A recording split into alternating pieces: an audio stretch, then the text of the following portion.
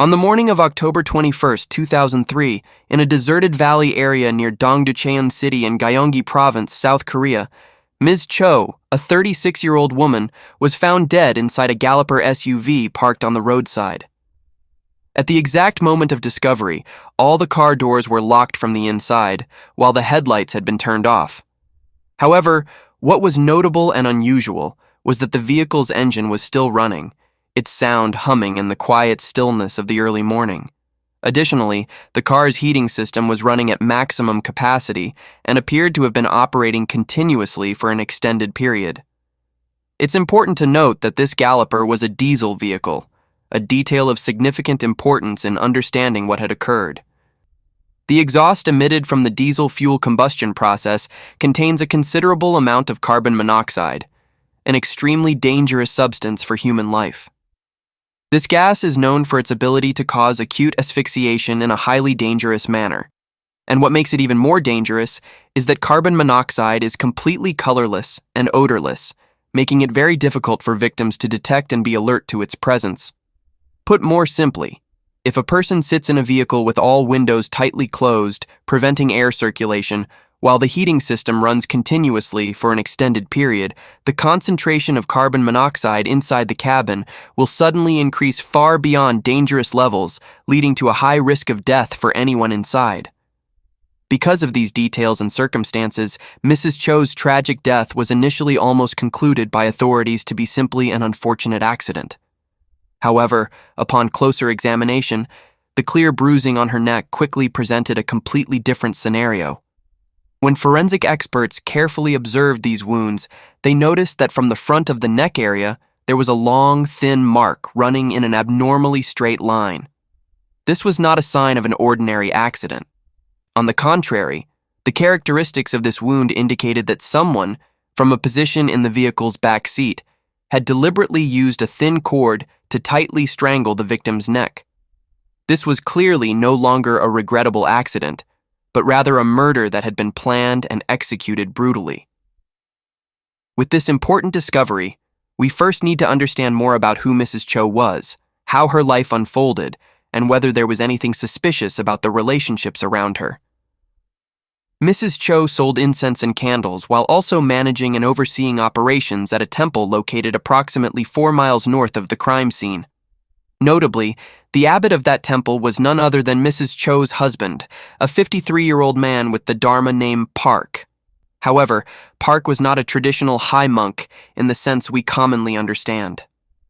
He belonged to a special group of monks who were permitted to have family lives.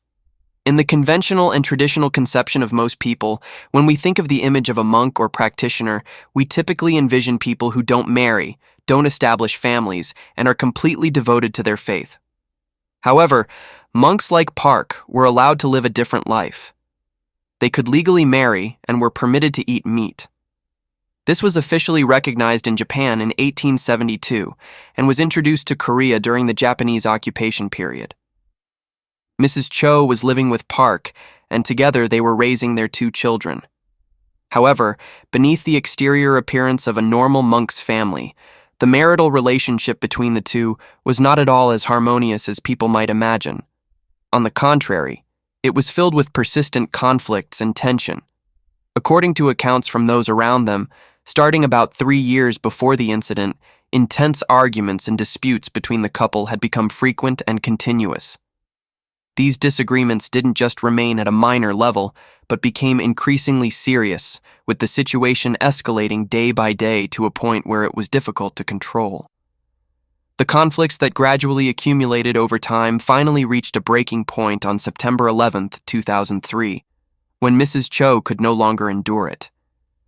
In a state of desperation, she decided to declare to her husband that she wanted a divorce. Immediately after that determined declaration, Mrs. Cho packed her belongings and left for the distant city of Gangneung, where her younger brother lived.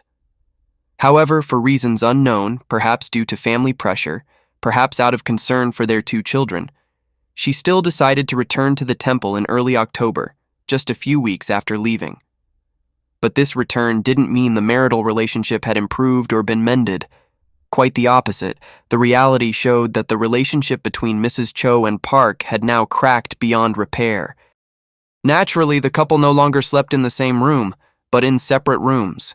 Even worse, in anger and desperation, all the commemorative photos that once captured happy moments of the couple together in the past had been torn to shreds. The truth was that Mrs. Cho only returned to the temple to continue helping and performing the operational and daily management tasks of the temple. The last time Mrs. Cho was seen alive was around 11 p.m. on October 20th. According to witness testimony, that evening, Mrs. Cho had watched a television drama at a close friend's house. After the show ended and some additional conversation, she said goodbye and drove alone back to the temple in the late night. Based on geographical distance and normal travel time, investigators estimated that Mrs. Cho likely arrived at the temple grounds around approximately 11:50 p.m. that night. Based on this important timeline information, along with the preliminary autopsy results, investigators were able to significantly narrow down the time frame when the crime occurred. The time of the crime was determined to be from the moment of 11:50 p.m. on October 20th, when the victim likely arrived at the temple, until early the following morning when the body was discovered. With the confirmation that this was a serious murder case rather than an accident, first, and following standard investigative instinct, police quickly designated the husband, Abbot Park, as the prime suspect, the first person who needed to be thoroughly investigated. This decision was based on two logical and convincing reasons. First was the tense marital relationship full of deep conflicts and discord between the two that had lasted many years to the point of separation. Second, according to criminal statistics, in murder cases, family members, especially spouses, are often the suspects with the highest motives and opportunities. However, when conducting the investigation and interrogating Park, this Abbot had in his possession a nearly perfect alibi. Specifically, on that fateful night of October 20th, Park had an important religious ceremony. Therefore, according to his initial testimony, as well as confirmation from multiple sources, Park had been continuously in the temple's main Dharma hall, participating in ceremonies from 11 p.m. until 6 a.m. the following morning. More importantly, the scene of Park conducting ceremonies throughout that night was directly witnessed by many people. All these people could confirm that Park had been continuously there throughout that time period, never absent or mysteriously disappearing. This was clearly a solid alibi. Next, investigators began a systematic inquiry of all people related to the temple. They asked a series of detailed questions. Did anyone see any suspicious strangers entering or leaving the temple grounds during that time? Did anyone happen to hear any unusual sounds or strange noises late at night? During the interrogation and careful observation process, one figure quickly attracted special attention from the investigators. This was a 46-year-old man who appeared quite anxious and uneasy. That man was Kim, someone living at the temple. Even when just observing from a distance, police could easily see his eyes were full of restlessness, not daring to look directly at anyone, constantly darting back and forth anxiously. Not only that, both of Kim's hands were trembling uncontrollably. When police approached closer and began asking initial probing questions, though these were questions asked in a gentle tone, he continuously stuttered, speaking incoherently. All these manifestations were classic signs showing someone was hiding something. With years of investigative experience, police quickly realized this could be an important lead. Not wanting to miss the opportunity, they suggested Kim come along to review and confirm some details. He was put in a vehicle and moved to the very crime scene, the remote valley area where Mrs. Cho's body had been discovered that morning. The time they arrived was also when forensic experts and the crime scene investigation team were actively working. The detailed autopsy was being conducted seriously and meticulously right at the scene before moving the body. Unavoidably, Kim also had to see the entire haunting and terrifying scene, the galloper, the victim's body, the experts working around it. And his reaction to this scene further increased the level of suspicion. Kim suddenly became extremely agitated, his face turned pale, his whole body seeming to receive a strong shock. Unable to endure anymore, he quickly turned his head away, not daring to look even one more second. Seeing this abnormally strong reaction, police immediately increased the psychological pressure. They began asking more pressing, more direct questions, requiring Kim to explain his whereabouts during the night the murder occurred, his relationship with the victim. However, even though he seemed about to collapse under pressure, Kim still firmly denied any criminal behavior. He insisted he had nothing to do with Mrs. Cho's death, that his reactions were simply due to fear upon seeing the corpse. For the investigators, this situation was extremely difficult and full of contradictions.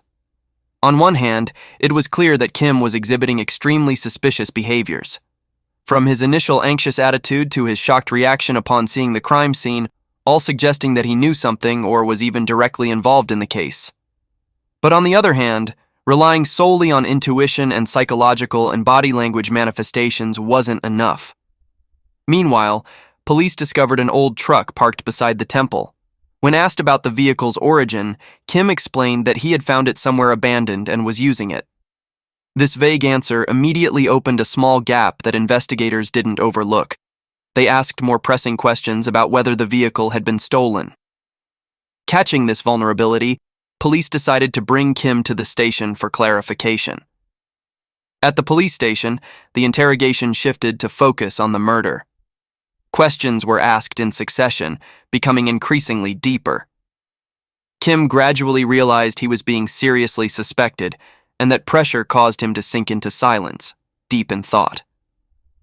After a period of inner turmoil, he made a surprising request. He wanted to meet Abbot Park. This Kim was actually someone in a preparatory training period before officially becoming a monk.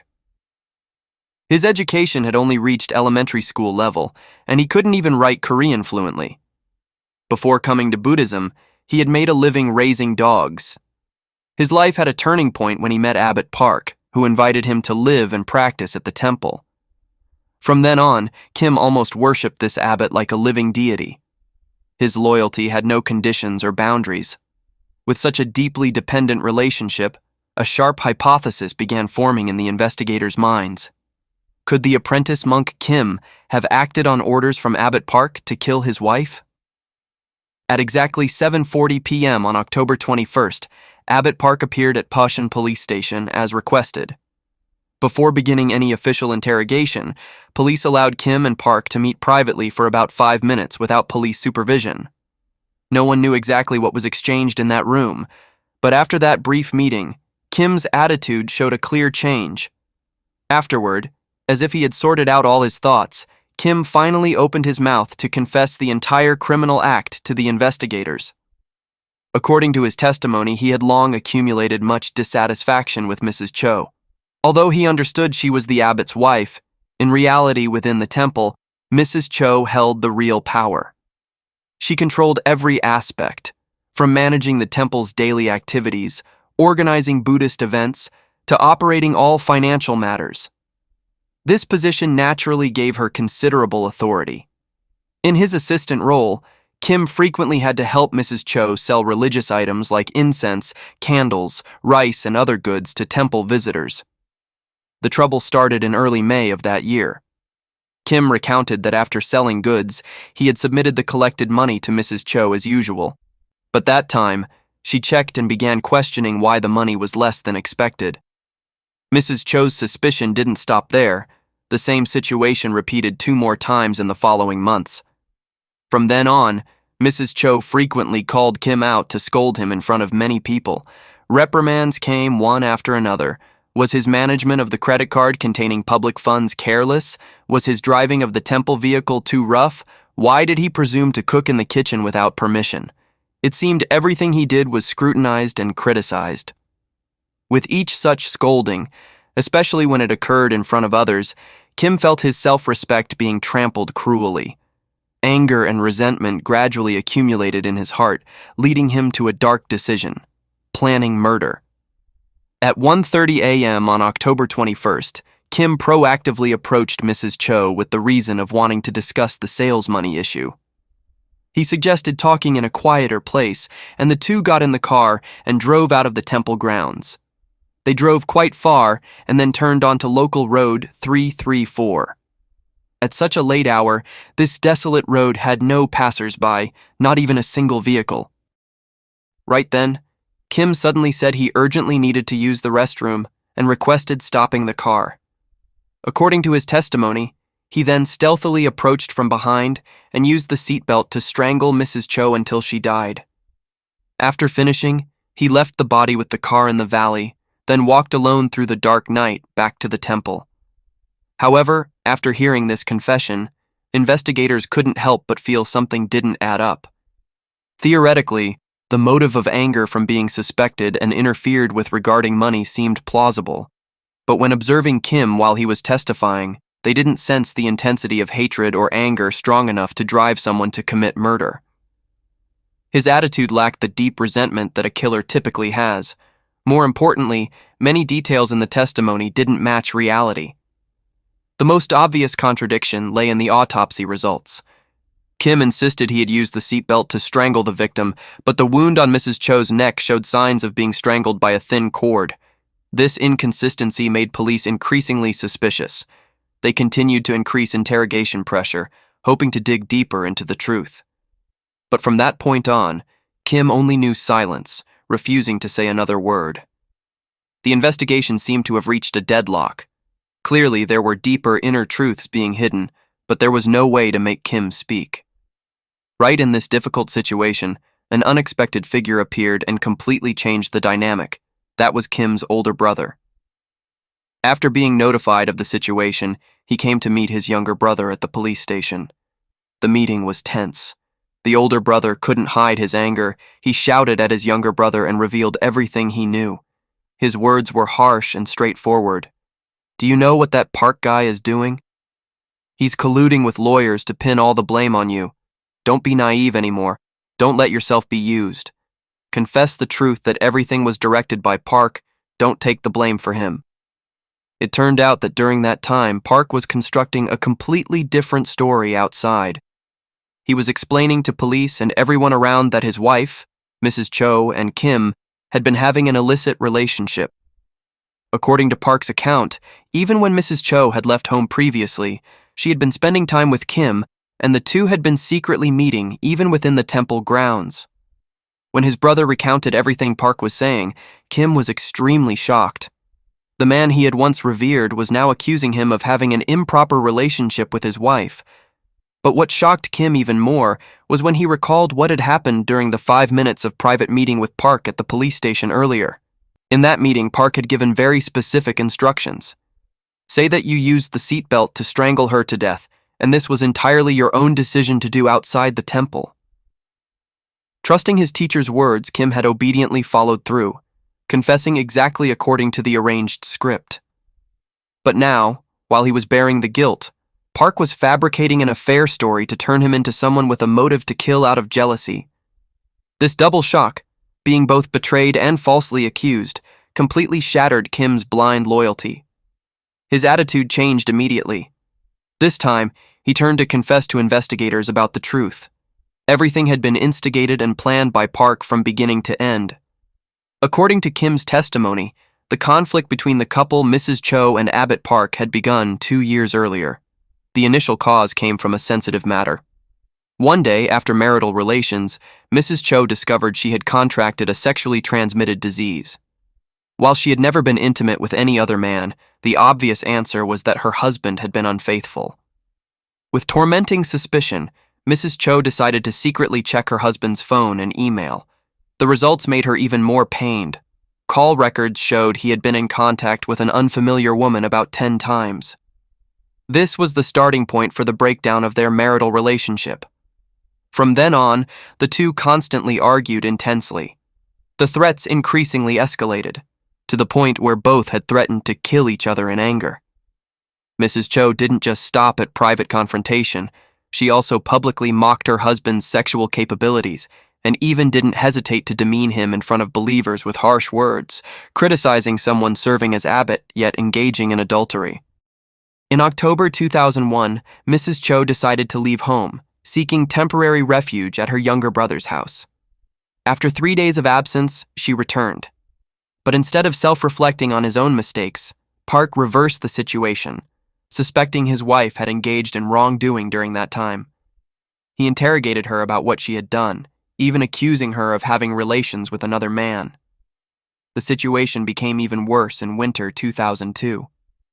That time, Mrs. Cho returned to her mother's house when the children were on school break. Park said he had to stay to watch the temple, but in reality he had taken advantage of this opportunity to bring another woman to the temple. When Mrs. Cho discovered this after returning, her anger exploded violently. The fact that he dared to do such a thing right in their marital bedroom made her feel insulted and humiliated. In rage, Mrs. Cho threw away all the bed and blankets in the room, tore up all the remaining commemorative photos.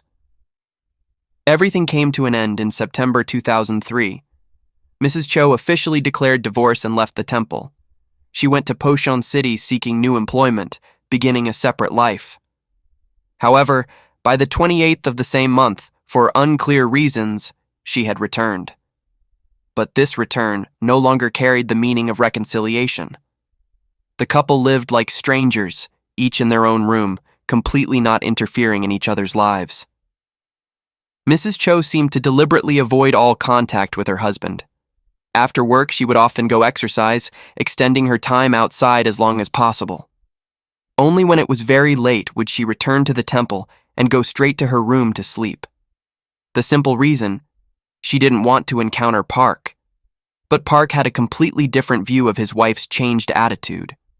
Instead of self-reflecting on the cause stemming from his own adultery, he suspected Mrs. Cho had a new lover.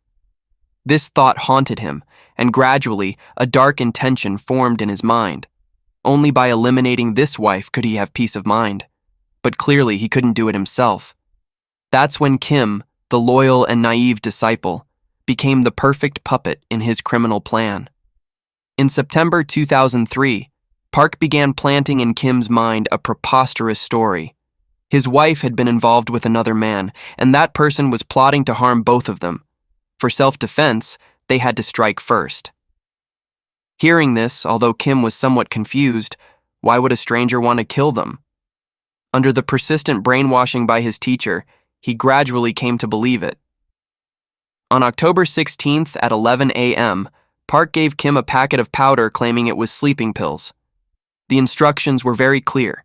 Mix it into Mrs. Cho's drink, wait for her to fall asleep, then strangle her. Park also asked Kim to test whether this powder dissolved well in Baeksuju liquor and Ogapi liquor. Perhaps out of fear, Kim didn't carry it out. 2 days later, on October 18th, Park called again. This time he gave 17 pills and gave a more stern order. He had planned very detailed. Today, after picking up the 2 children from school, he would take them to a small airport in Hwaseong and would return the following afternoon. This was the perfect opportunity. Park would have a clear alibi, while Kim only needed to say he had been sleeping in his room. The order was emphasized. It must be resolved today. After giving instructions, Park left. The next day when he returned, he discovered Mrs. Cho was still alive and well. It turned out the previous night, although Kim had gone to find Mrs. Cho, he hadn't had the courage to carry out that cruel act. The first time, the plan failed. Park didn't give up. He called Kim again, but this time changed tactics, from ordering to enticing. His tone became gentle, sweet. If this succeeds, he would send Kim to Myanmar. He was building a large temple there, and Kim would be promoted to Abbot, a position that an apprentice monk like him would never dare dream of. To soothe the fear, Park added that South Korea and Myanmar had no extradition treaty, so even if caught there, he wouldn't be brought back to Korea. It's hard to believe these were words from an abbot, someone who should be leading others toward the path of truth, goodness, and beauty. But the combination of attractive promises and safety assurances finally swayed Kim. This loyal disciple was gradually persuaded. The fateful day was set, October 21st. This was the perfect choice strategically because on that exact day, Park would have to preside over a ceremony at the temple. He would have the perfect alibi. At 7 p.m. that evening, the two sat facing each other in the room to discuss the method of execution in detail. Park proposed using a hammer to commit the crime, but this idea frightened Kim. What if she managed to scream? Voice trembling, he refused. Park said nothing, stood up and left the room. Moments later, he returned with an 18-meter, about 60 feet roll of clothesline in his hand. He gave it to Kim and said briefly, "Use this to strangle." Kim took the rope, hesitantly asking whether he should fold it double to have 2 strands for a firmer strangling. Park shook his head. No, the rope must remain as a single thin strand. He instructed cutting a section about 60 centimeters, roughly 2 feet, long. But it didn't stop there. To avoid detection, Park also requested cutting the end of the rope diagonally one more time. This was a subtle and frightening detail. If police found the remaining rope and tried to match it with the rope used in the crime, the different cut surfaces would make it impossible for them to connect the two. Park believed this small trick would be enough to create confusion in the investigation. After that, Park conducted a practical training session. He had Kim sit on a wooden chair placed in front of a pillar, then personally demonstrated how to place the rope on the neck, how to hold both ends of the rope, how to tighten it. They even went to the temple vehicle for a final rehearsal, accurately simulating the posture and movements to be performed. By 11 p.m., less than an hour remained before Mrs. Cho would return. Park called Kim one last time to review the entire plan. His voice was calm, detailed to the point of being frightening. When his wife arrives at the temple, naturally get into the back seat of her car, using the excuse of needing to go somewhere related to the ceremony. Wait for the right moment, when the car has left the temple and entered a deserted section of road, then quickly strangle her to death. Then move the body to the passenger seat. Drive the car to the restaurant area they had designated, turn into the valley on the right and let the car crash down. Next, move the body to the driver's seat to create a crime scene resembling an accident. Remember to turn the heater to maximum. This detail is important for faking the cause of death as gas asphyxiation. Take her purse and phone back. Remember to wear cloth gloves to avoid leaving fingerprints. Use a cloth to wipe clean all possible traces. Lock the car doors. Finally, walk along the trail by the valley to return to the temple. Every detail was meticulously calculated. This was truly a complete murder plan, precise to the point of being chilling. But Kim, with his timid nature, was still afraid. He asked tremblingly, "How can I walk alone through the valley in the dark of night?" Park said nothing, just handed over a flashlight. "You'll use this." 11:50 p.m. The familiar sound of a car engine rang out. Mrs. Cho had arrived at the temple. Kim hurriedly stepped outside, his heart pounding. In the Dharma hall, Park was still conducting the ceremony, surrounded by family and other monks, his perfect alibi. Kim approached Mrs. Cho, spoke a few words, then naturally sat in the back seat of the car. The car rolled out of the temple grounds, into the night. When reaching a deserted section of road with not a soul around, Kim carried out the cruel act, strangling Mrs. Cho with the thin rope that had been prepared. By 2 a.m., everything was done. Following exactly the script Park had laid out, Kim left the body and car in the remote valley, holding the flashlight and walking back to the temple. On that fateful night, in the middle of conducting the ceremony, Park had at one point left with the excuse of going to a room briefly. Right at that moment, he met Kim, received Mrs. Cho's purse and phone, along with the clothesline. Everything was taken straight to the incinerator and burned that night. With Kim's full confession, police had sufficient grounds to conclude the investigation and transfer the case to the prosecutor's office. The prosecution decided to indict both, Park for the crime of instigating murder, Kim for the crime of directly committing murder. Everything seemed clear. There was detailed testimony, motive, indirect evidence. The trial was expected to proceed smoothly, justice would be served. But reality unfolded in a completely different direction. When the first trial verdict was announced, many people couldn't believe their ears.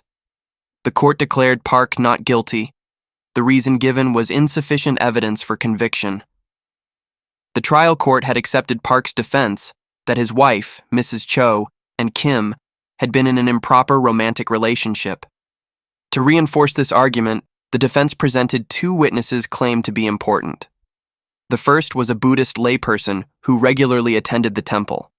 This person testified to having heard suspicious sounds, like the sounds of two people having sexual relations. However, this testimony was vague. The person couldn't confirm for certain who it was, only relying on perception through sound. The second witness was none other than Mrs. Cho's son. The teenage boy testified that on a summer day while riding his bicycle, he had accidentally seen his mother and Kim embracing in a room. Testimony from the victim's own son became the decisive factor tipping the scales in Park's favor. Based on these two testimonies, the trial court concluded that Kim had a personal motive, jealousy, love, to kill Mrs. Cho. This was his act alone, not instigated by anyone. The verdict shocked many people. Park was declared not guilty, while Kim received a 15-year prison sentence, but justice had not been completely buried. In the appellate trial held in August 2004, the situation was completely reversed. The 15-year prison sentence for Kim remained unchanged, but Park, who had previously been declared not guilty, was now found guilty of instigating murder and also received 15 years a 15-year prison sentence. The appellate court had a different view of the evidence. First, Kim's testimony was reevaluated more carefully. The judges found that the details he recounted about how Park planned, prepared tools, trained, and gave instructions, all were extremely specific, bearing high authenticity. Especially, the description of the thin rope used to strangle matched exactly with the wound on the victim's neck, something the initial testimony about a seatbelt couldn't explain. More importantly, the appellate court rejected the hypothesis about an illicit relationship between Mrs. Cho and Kim, the key argument in the first trial verdict. The two witnesses once considered decisive were now viewed under a skeptical light. The testimony about hearing sexual sounds was just vague speculation, unable to determine who it was. As for the son's testimony, it very likely had been influenced by his father, Park. A child could completely be psychologically affected or even coaxed into testifying favorably for his father. This possibility couldn't be ruled out. Another interesting detail was also noted by the appellate court. It had previously been established that Kim only had elementary school education and couldn't even write Korean fluently. But in his testimony, this man spoke about specialized information regarding the judicial system and extradition relations between Myanmar and South Korea. Could this be something a person like Kim could know or fabricate on his own? On the contrary, Park, in his role as Abbot, frequently made business trips to Myanmar, had connections with temples there. He would have completely had the conditions and level of knowledge to know this information. The court assessed that in this section, signs of Park's intervention were clear. This couldn't be something Kim thought up himself. Moreover, Park's attitude throughout the case was also full of suspicious contradictions. Logically speaking, if Kim was truly the one who killed his wife, then Park, as the husband, should have shown resentment, hatred. But in reality, Park not only showed no signs of anger, but also proactively came to the police station with a calm, even gentle attitude. He had met privately with Kim and specifically instructed on how to testify. All of this was completely illogical. Naturally, Park didn't accept the appellate verdict. He firmly declared his innocence, that everything was just false confession from Kim, and decided to appeal to the Supreme Court. In April 2005, the final trial, also the last chance for justice to be served, was opened. At this trial, Park appeared with a formidable legal team. He had hired one of South Korea's top 5 law firms at extremely expensive rates. The source of this huge sum of money remained a big question. Where would an abbot of a small temple get such financial resources? But regardless, with support from the professional legal team, the trial gradually leaned in his favor. And then, the final result left many people unable to believe. The Supreme Court issued a ruling that Park had no clear motive to kill his wife. There was no urgent reason forcing him to do so, nor any financial reason. Based on this logic, if there was no motive for murder, then there was also no reason to instigate someone else to commit murder. Therefore, the Supreme Court declared Park not guilty of the crime of instigating murder. It seemed Mrs. Cho's case had closed in such an anticlimactic and regretful manner. However, 7 years after the Supreme Court's ruling, in January 2012, a chance discovery opened a new chapter in the case. an insurance company employee was conducting a routine review of old insurance files with large values that hadn't been settled or were still pending. In that pile of files, he accidentally came across Mrs. Cho's name. Initially just a cursory glance, but when reading more carefully, this employee noticed something abnormally concerning. Mrs. Cho had participated in 3 whole life insurance contracts with very large death benefit amounts. What was suspicious was the timing. Only 7 months after signing these contracts, Mrs. Cho had been murdered. Moreover, all 3 contracts had a special clause stipulating that if the insured person died from an accident rather than illness or natural causes, the insurance payout would be tripled. With the nature of Mrs. Cho's death being initially determined as gas asphyxiation accident, Park, as the beneficiary, had received a total of 800 million won, approximately 600,000 USD at current exchange rates, from these 3 insurance contracts. And suddenly, the puzzle of motive, the missing piece that caused the Supreme Court to declare Park not guilty, now became as clear as day. The motive was money, the huge sum from insurance. But why wasn't such important information discovered during the initial investigation? The answer lay in the regrettable complacency of police. When Kim had already confessed and everything seemed clear, they had been reassured that the case was solved, not needing to dig deeper into financial aspects. They didn't carefully check insurance, didn't investigate who the beneficiary was, how much the amount was. This oversight became a fatal mistake, leading to the Supreme Court concluding there was no clear motive and ultimately declaring Park not guilty. Fortunately, this insurance employee recognized the importance of the discovery. He immediately contacted the team specializing in long-pending cold cases at the Seoul Metropolitan Police. However, the legal situation was extremely difficult. Park had already been declared not guilty by the Supreme Court, the highest level in the judicial system, for the crime of instigating murder. According to the double jeopardy principle written in the Constitution, he couldn't be prosecuted again for the same crime. Legally, this door had been firmly closed, but the investigators wouldn't give up. With a sense of mission that the victim's grievance needed to be addressed, that the truth needed to be exposed however late, they decided to begin a secret reinvestigation. This time, they focused on a different angle: insurance fraud. If they could prove Park had been deceptive in purchasing insurance, or had fraudulent behavior related to receiving insurance money, this would be a completely different crime, not violating the double jeopardy principle. Investigators began by collecting the 3 life insurance contracts under Mrs. Cho's name. The key question: did Mrs. Cho personally sign these contracts, or had someone forged her signature? If it was the latter case, this would be direct evidence of insurance fraud. They needed to compare the handwriting in the contracts with real samples of Mrs. Cho's writing. But the problem was that after his wife's death, Park had burned almost all of her personal items, including documents with her handwriting. The search seemed deadlocked until they discovered one piece of information. Mrs. Cho in the past had attended an adult high school in the Hwagok-dong area. They found the enrollment application dramatically. They intended to compare, but the documents were limited. Therefore, the handwriting analysis ultimately failed. But the investigation team wasn't people who gave up easily. They returned to meticulously examine every detail in the 3 insurance registration forms. And right here, an important clue suddenly appeared. In the contact information section of the registrant, the phone number written in the form wasn't Mrs. Cho's number. It was a completely different phone number, of a third party. Recognizing the importance of this detail, investigators decided to seek out Mrs. Cho's younger sister. They showed her that phone number and asked if she knew whose number this was. Mrs. Cho's younger sister looked at the phone number, slowly recalling memories. Her face gradually brightened as she remembered. "Oh, officers, I remember now. I think I've seen this number somewhere. In my sister's email contacts." The story gradually pieced together.